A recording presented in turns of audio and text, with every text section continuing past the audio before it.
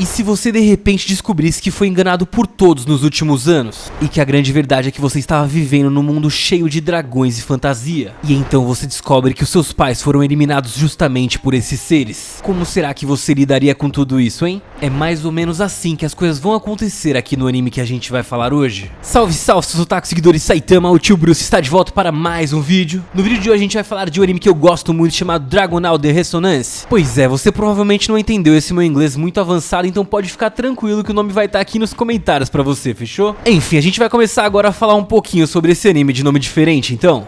E no começo do anime vemos nosso protagonista chamado Jin Kamishima e descobrimos que ele sobreviveu a um acidente de avião 2 anos antes, sendo que nesse avião, que era bem futurista, a família inteira dele acabou indo de base.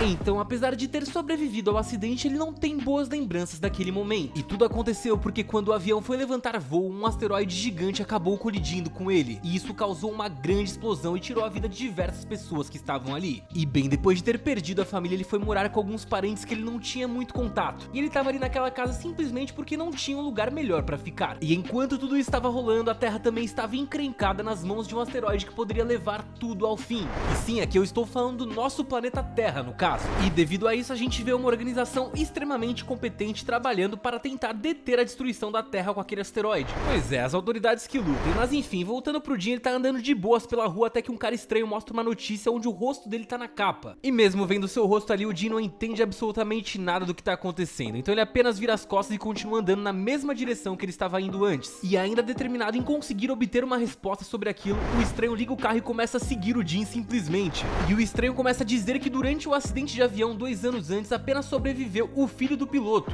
E assim, ele meio que tava sentindo que era culpa daquele cara, né? Porque era o pai dele que tava pilotando, afinal de contas.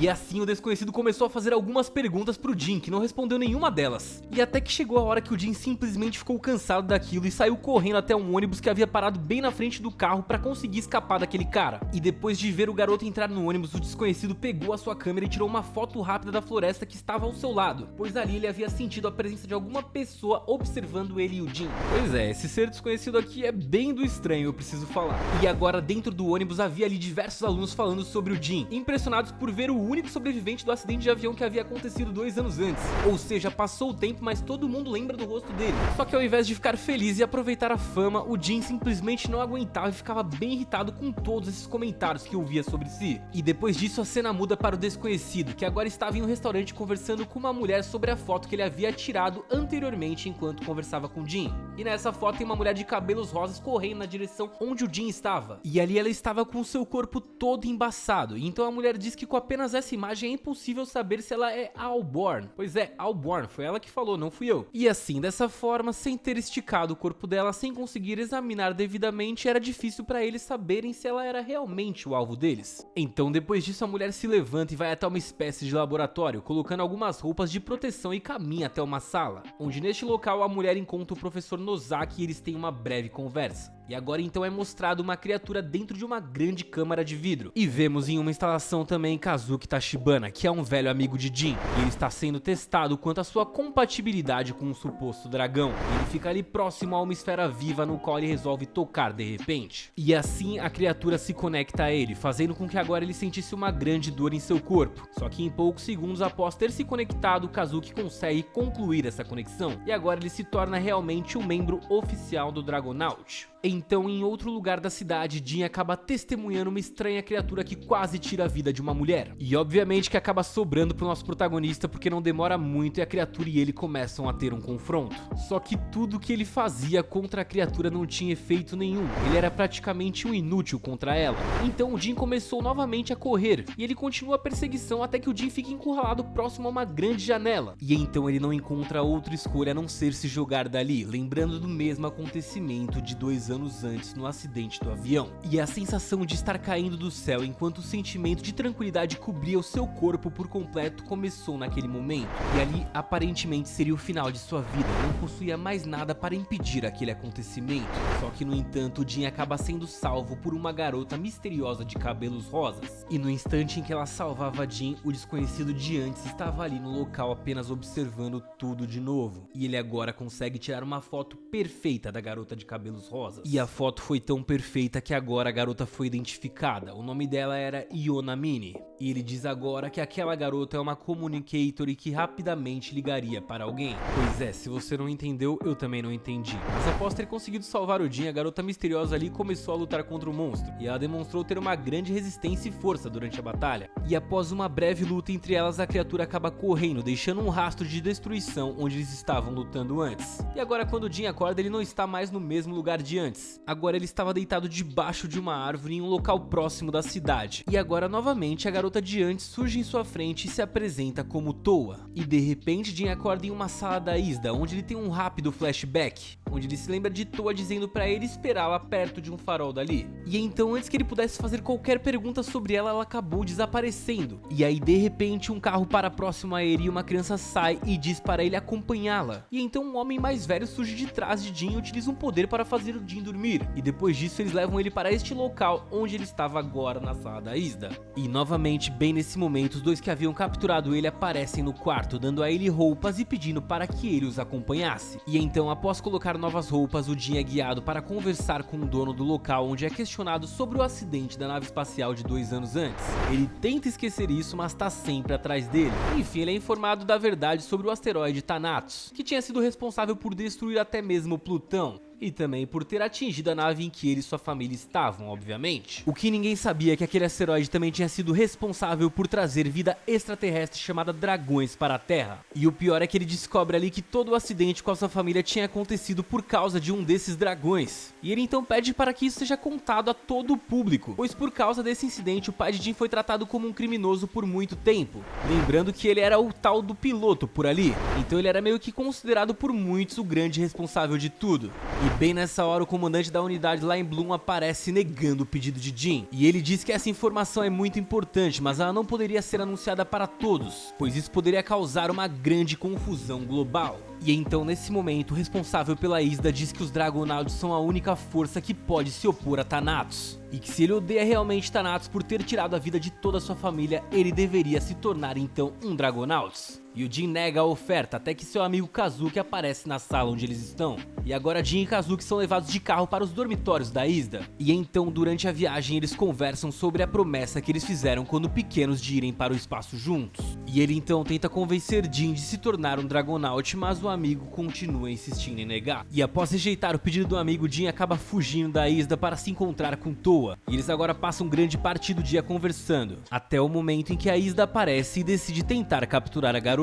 E agora Jin e Towa descobrem que estavam sendo observados por câmeras ali no farol. Eles saem do farol, mas mesmo assim eles acabam sendo encontrados novamente pela Isda. E então Towa pega Jin no colo e tenta fugir com ele, mas Makina utiliza os seus poderes semelhantes à água e consegue pegar o pé de Towa. Towa até consegue escapar, mas ela acaba deixando Jin no chão, só que ela pede para ele ficar calma e diz que irá voltar para salvá-lo. E então corre para a direção oposta da Isda. E nesse momento Makina começa a perseguir Towa, então Towa é encurralada de repente por 4 Dragonauts. E o Jin, que ficou de lado tadinho, saiu correndo na direção de Towa para tentar ajudá-la até que uma grande explosão aconteceu. E quando ele olha para trás, ele acaba vendo seu amigo Kazuki que estava apontando uma arma para ele. E então ele diz para Jin ficar calmo e não fazer nenhum movimento errado para ele acompanhá-lo até a Isda. Só que na sequência a Magi surge atirando em Jin, mas Towa aparece de repente e consegue salvá-lo de novo. E agora Spiritus, a criatura que tenta tirar a vida de Jin, aparece no confronto.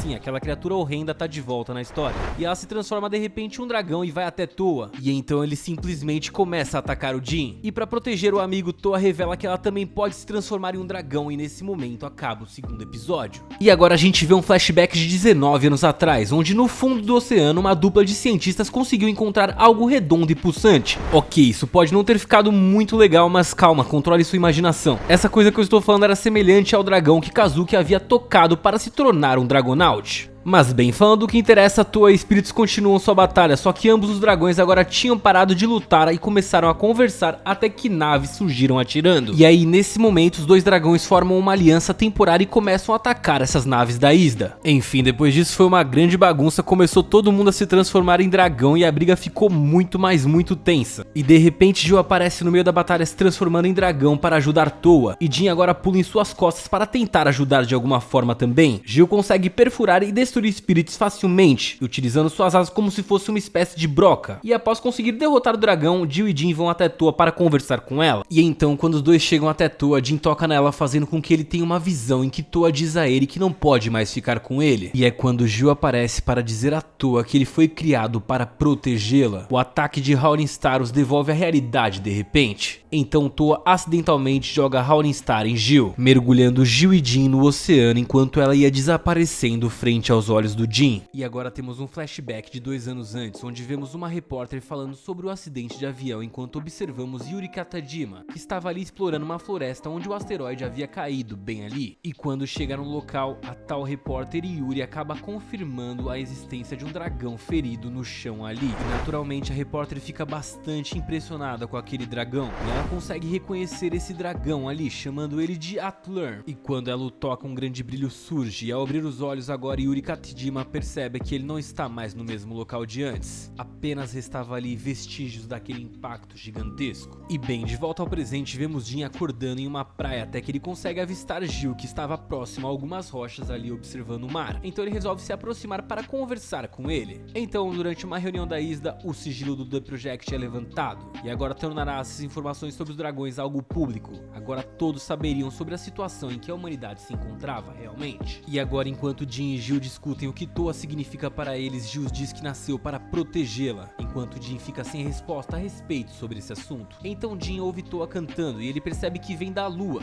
algo no qual apenas Jin conseguiu ouvir aparentemente. Enquanto Makina e Akira estavam andando de carro enquanto discutiam alguns assuntos sobre o trabalho. E agora elas encontram Jill, que está prendendo Jin, então eles trazem os dois de volta para o ISDA. Pois é, entregou todo mundo nessa bobeirinha aí. Enquanto Jin está agora sendo questionado por Akira, o Jill explica suas ações para Baizil Sakaki, que é o comandante militar dos Dragonauts, até que Jill e Jin conseguem então encontrar uma maneira de conseguir escapar de todos, fazendo com que eles fossem agora perseguidos pelos próprios Dragonauts. E tudo agora vai ficando tenso porque Akira percebe que Jin e Jill acabaram planejando a sua captura. E bem, de repente vai ter uma briga ali entre Jill e Makina, e Jill do nada vai se transformar e prende Jin uma cápsula no pescoço de Jill. Eles então agora voam em direção à lua na esperança de encontrar Toa novamente, porque lembra, ele tinha ouvido ela cantando lá da lua. E pois é, do nada o cara foi preso por uma cápsula e eles então saíram voando em direção à lua, e assim acaba o episódio 4. Se você gostou desse recap, se você quer uma parte 2 de Dragonaut, vai deixando seu like aqui, comenta aqui só pra eu ter certeza se você quer a parte 2 e se inscreve também. Se inscrevendo você vai garantir as melhores notificações de todos os animes, confia. E bem, é isso, muito obrigado por ter assistido e até o próximo vídeo, valeu, tchau, tchau!